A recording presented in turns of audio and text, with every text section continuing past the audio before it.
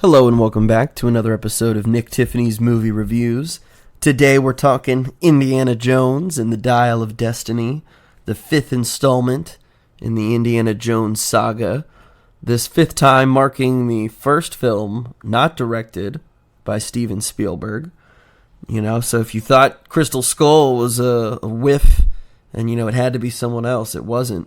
That was Spielberg, and it wasn't that great. We asked years ago, did there really need to be another Indiana Jones after the Last Crusade? But apparently we needed one. Apparently Hollywood needed one, as we know. We go back to the drawing board. We take what worked and we make it new. Disney, especially, above all, is, going to do whatever they can to make money. They don't care, for better or for worse. They're going to give fans what they want to a degree, but obviously, we've just been seeing a lot of fan service coming out of Disney. So, Dial of Destiny was one that had an interest for me a little bit, partially because of the director. James Mangold takes over directorial duties in this film. You might know him from Ford vs. Ferrari. He directed The Wolverine and then Logan, which, the Wolverine I actually liked, and Logan, just a freaking fantastic Marvel adjacent movie with Hugh Jackman, incredibly violent, but incredibly relevant to the character. We did 3:10 to Yuma, Walk the Line, one of my mom's favorite movies, Kate and Leopold. I'm like, so clearly he loves Hugh Jackman. No Hugh Jackman in Dial of Destiny, unfortunately. Not that really would have helped things. But, he's a director who certainly has a flair for action. And there's lots of moments in this film where the violence in the action is incredibly ramped up. And it didn't totally feel like that Indiana Jones, kind of goofy fun violence, which maybe now, it's tough. I always go back and forth between all right, this is and I'm not sitting here saying this is a hyper-violent movie, but for 70-something-year-old Indiana Jones, 80-year-old Indiana Jones, hopping around carts and shooting, getting shot at in all kinds of horrifying ways, some of it, I don't know, it almost felt just a little, not out of place, but I just don't know if it worked with the age we're supposed to believe that Indiana Jones is in this movie. It takes place right around 69, 70, kind of when the moon landing is happening. And the first 20 minutes or so set up essentially this Dial of Destiny and what artifact Indy's kind of going to be searching for later in the movie. And you go back to the end of the World War II. Indy's been captured by Nazis who are kind of gearing up, trying to take all the different artifacts and arts that they can. But he's clearly looking for something there. And the whole sequence is done with the de-aging that Disney's done a dozen times now, kind of going all the way back to Rogue One with Admiral Tarkin. And I've seen some people saying I'm like, the action is really enjoyable and it's a cool sequence. And I think it would have been great had they made that movie 20 or 30 years ago even. But young, digital, de-aged Harrison Ford, it just didn't totally work for me. It was kind of unsettling from the start, because obviously everybody knows Harrison Ford doesn't look like that right now. And they kept shining flashlights in his face, like flashlights and searchlights, and it really emphasizes the fact that, we know he doesn't look like that. And his mouth would kind of move differently than the face would. And I'm over here put him in the shadows. Just don't really show us his face. Just imply that it's him, But then in the shadows, it's that's a totally different actor's nose. That doesn't look like the face that we're seeing. And it's fun. It's a good opening sequence if you buy the CGI young Harrison Ford. And again, that kind of starts the question earlier in your head, do we really need another Indiana Jones? Especially now that we're going to jump years, decades into the future and he's retiring as a teacher now. I didn't totally latch on from the beginning. And so when Phoebe Waller-Bridge, who plays his goddaughter, comes out of nowhere talking to him about the artifact that he was looking for with Toby Jones, who plays one of his right-hand men at the very beginning of the film. It's Mads Mikkelsen. They did his de-aging pretty well. He's always a terrifying guy. So, you bring our villain back all these years later. He's responsible for helping the moon landing. Indiana Jones is none the wiser. So Helena, Phoebe Waller-Bridge, shows up, finds Indy at a time where, he's going through a divorce. He's not very happy. There's nothing exciting happening in his life now. And now he's being hunted. And he and Helena have to find the other half of this Dial of Destiny before Mads Mikkelsen's evil Nazi undercover gets it and potentially turns back time. Not to go full share on everybody, but there's definitely an air of time travel if we can find this device that Archimedes created. He had a perception of time in the future, and we're going to be able to somehow go back in time. And so this is like the 5th week in a row we've had a movie that kind of deals with time travel and deals with, if we could go back and change this, if we could revisit this past. Which, for an Indiana Jones who's aging, it's, I'm sure, a really attractive concept. And the idea of changing the past, going back and witnessing historical events, I totally get the draw of some of that. And, this wouldn't be a complete sequel to a bunch of other films if they didn't bring everybody back in. And so you've got John Rhys-Davies, who comes back as Salah. Antonio Banderas is in the movie. There's all the little hat tips to, oh, look, it's Indy's old whip. It's his old hat, It just felt like I was watching Solo, the Star Wars movie again, where it's like, there's that famous blaster of his. Let me grab that. Don't forget that. It's all pretty obvious stuff where, they'll make a musical cue. John Williams did the music, which is great in this movie. Obviously, his Indiana Jones themes are terrific, and they're mostly well used throughout the film.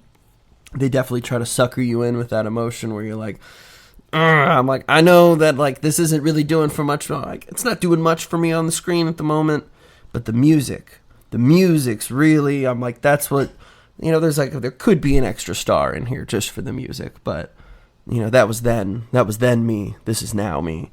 My standards have upped a little bit for a $300 million movie. This movie cost $300 million.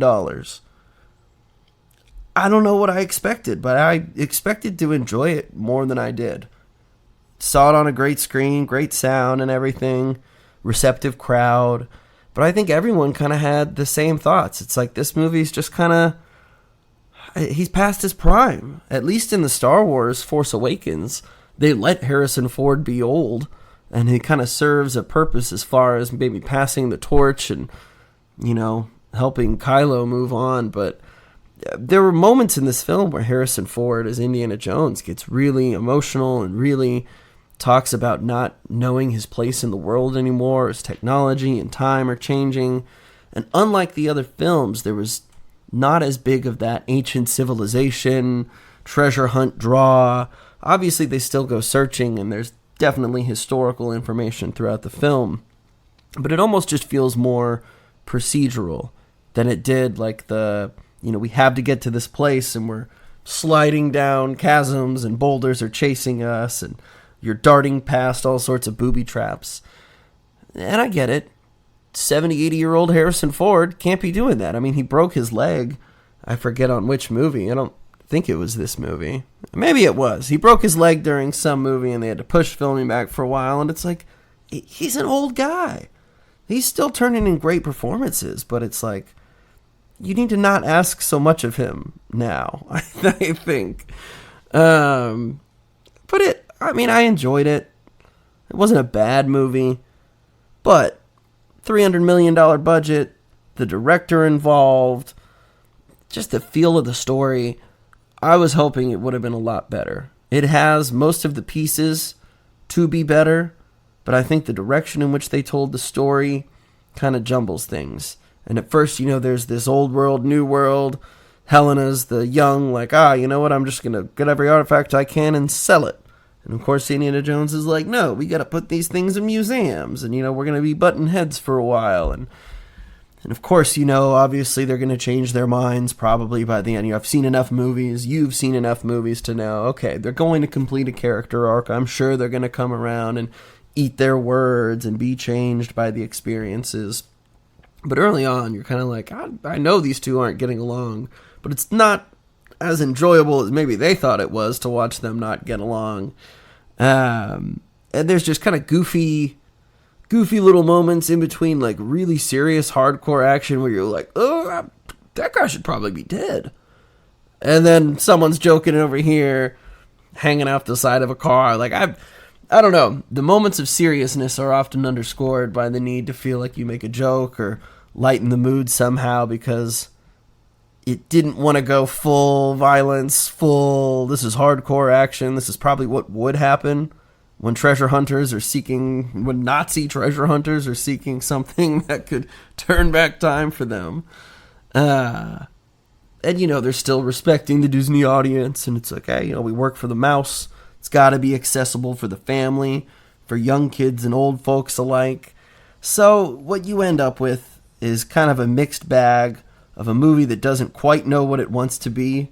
And then when you get to the very end, it really just kind of like stopped quicker than I imagined it would.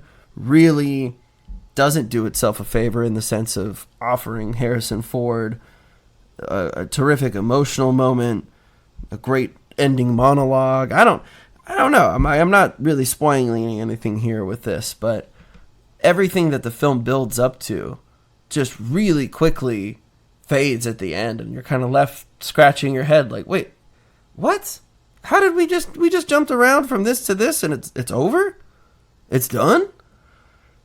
And the explanation for it and the finale, it's just kind of like, man, I'm like, Indiana Jones already had a happy ending 2 movies ago, So there's just moments where you can't help but feel like, is this necessary? Is this important? Does it really add a chapter to Indiana Jones that's going to be memorable? Or is this being used to pole vault a new Indiana Jones 2? I don't know. We thought maybe Shia LaBeouf would take the mantle, but then that movie was just wacky and crazy with aliens and all over the place, and they were like, yeah, maybe not. Maybe we should just let laying dogs lie. And in the end, I really think they should have. I don't see a world where this movie, especially between Flash, Spider-Verse, Little Mermaid, you've got No Hard Feelings, then you've got Barbie and Oppenheimer, Mission Impossible all coming out in the next few weeks. I just feel like this gets lost in the mix, and I don't see word of mouth being so crazy for this that people end up going to the theater when they could just stay home and watch this on Disney Plus in a couple months. And that's clearly the problem that Disney's been having is, number one, people just expect the movies in a couple months to be on streaming. And I don't, a lot of their products they've been putting out, I don't know if you can totally justify, go spend $15 to see this, or, go spend $50 to take the family before popcorn and whatnot, and you're spending $100, whatever, you want a sure thing, but you also want something that feels a little different. And this did not feel different enough for me to feel like, yeah, man, people got to go see this in IMAX opening night. I would go see 5 other different movies that have come out recently that I think can tell a better story or offer you something that's more consistent and something that's actually, something you want to talk about, something that leaves you feeling like, wow, these were some really artistic choices, or this was a really interesting story in this regard. This just kind of leaves you feeling like, wow, I kind of wish they would have just made that movie decades ago. But hindsight's 2020. James Mangold's moving on from here to Team DC to direct Swamp Thing. So it'll be interesting to see how that plays out after this film's box office success. Because other than James Gunn with Guardians of the Galaxy, The Flash is not doing well, and they dumped a lot of money into that. And Indiana Jones, Dial of Destiny, I don't see this making that money back or really having huge legs this summer. But that's just me. I know I'm a sucker for the Disney ride and the original 3 movies, especially Raiders myself. And I was just waiting the whole film for those moments of fun and cheesiness and just pure swashbuckling adventure. It never came, unfortunately, for this one. But stay tuned, because next week we're going to have a Mission Impossible review. I'm going to be doing a Mission Impossible ranking with my good friend Aaron over at Feelin' Film. So really looking forward to that. I got to go. I got to watch 1 through 3. So we'll catch you next time with hopefully a positive review for Mr. Cruz. Thanks again.